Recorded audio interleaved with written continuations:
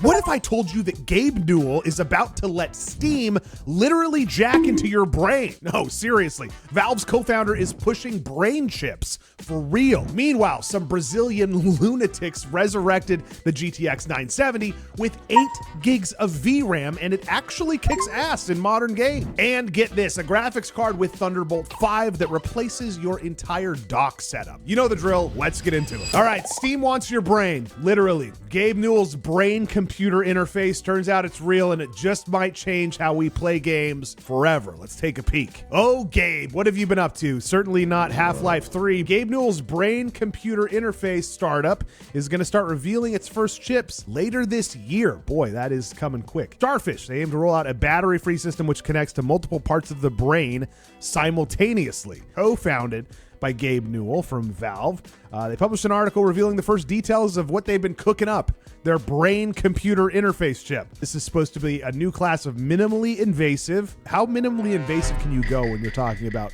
jacking this thing into the brain? Seems like that's fairly invasive. Minimally invasive distributed neural interfaces that enable simultaneous access to multiple brain regions. Starfish BCI could be the first fully wireless battery-free implant available. According to its blog, the startup's first chips are expected to arrive later this year. That's coming right up.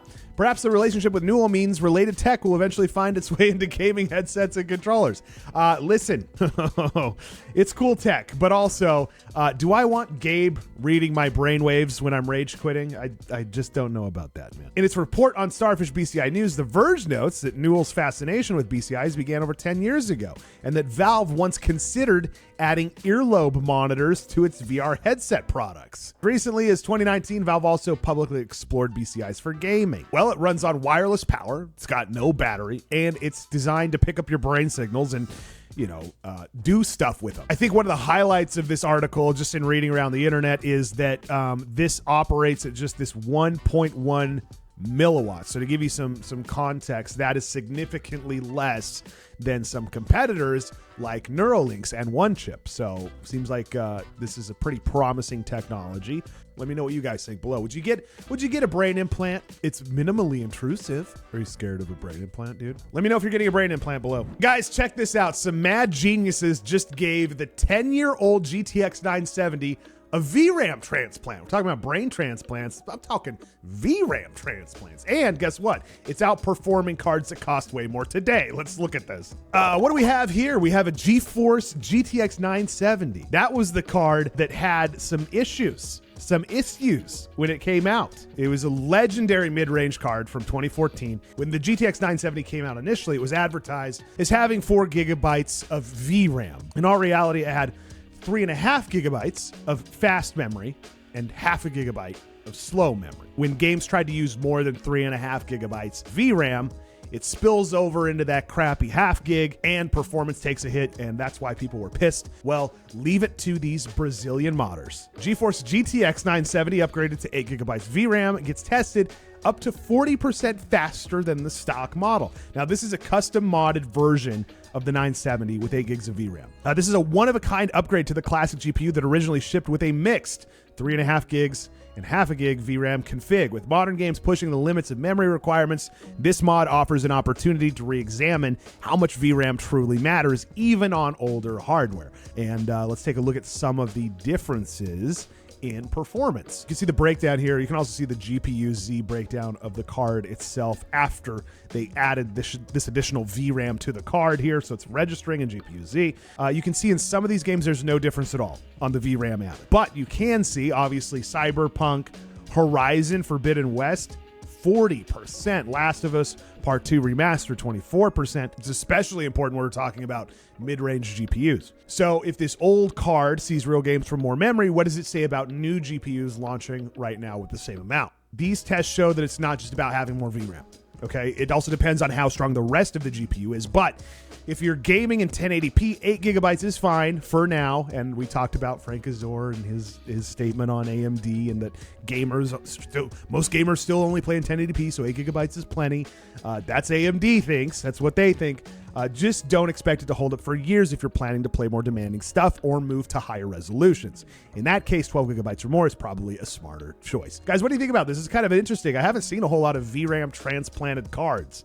Very, very interesting stuff. Obviously, this doesn't make it a 4080, but for budget builds or retro gaming, this actually breathes life back into a dead card. And last of all, I just got to say, legendary behavior. Modding a 10-year-old graphics card and getting 40% performance in some modern games, I gotta respect it. So very, very cool stuff. Let me know what you guys think about this. A graphics card with Thunderbolt 5 built in. Sparkle just turned a GPU into your next docking station, and it's actually kind of sick. Let's check it out. Sparkle presents Project Thundermage. This is an ARC GPU with Thunderbolt 5 output. This might be a graphics card launched with a true Thunderbolt 5 connector, so that's gonna be great for your high data rate, Power 1 cable, display signal, all that good stuff. People who own displays with USB-C video input no longer have many options after the cancellation of Virtual Link, NVIDIA's attempt to popularize USB video output on its Founders Edition GPUs, and the limited implementation of this connector on reference AMD Radeon cards. It seems that useful solutions are nearly gone. Intel and Sparkle, however, they're working on something that might bring it back to life, and they showed this off at Computex. They just made a GPU that doubles as a Thunderbolt 5 dock. That means instead of having, your desktop GPU and also a dongle spaghetti mess on your desk, this card handles your display, data, and power all through one cable. Sparkle's GPU concept features a built-in Thunderbolt video output powered by Intel's Barlow Ridge controller, supporting data rate transfers up to 80 gigabytes per second, these bidirectional rates, and that's enough bandwidth to handle an 8K display at 60 hertz, while also delivering 27 watts of power through the same port. This feels like something that Apple should have made years and years ago, but now you have Sparkle beating them to it. It's kind of interesting. And guys, just to give you an idea, Thunderbolt 5, I went over some of the stats, but it can't be underappreciated how big of a beast Thunderbolt 5 technology is. You've got 80 gigs per second of bandwidth, and that's enough to power like big 8K monitors and things like that. And now having it baked into a GPU it's pretty nuts. Now, the only downside, I want to be really clear about this, is it doesn't work with Apple Silicon. So it's basically perfect. 100, ooh, my voice crack? I'm 35, boy. How'd that happen? 128 gigs of RAM in a mini PC. AMD's new AI-powered rig is tiny, it's terrifying, and it's somehow still cheaper than your last gaming laptop. Let's check it out. All right, guys, this one is insane. AMD is letting a mini PC vendor launch its first Ryzen AI Max 395 chip in this tiny box called the Boss Game M5, and it's got up to 128 gigs of RAM, which is hilarious for something smaller than a loaf of bread. Let's look at it. This is the Boss Game Ryzen AI Max 395 mini PC, and it's priced at $1699. Oh my gosh, finally a Strix Halo mini PC that doesn't cost $2,000, but it's pretty dang close. A company we've never heard of is announcing a new mini PC equipped with AMD's Ryzen AI Max series. Probably wouldn't have mentioned this product if it weren't for the price of the system.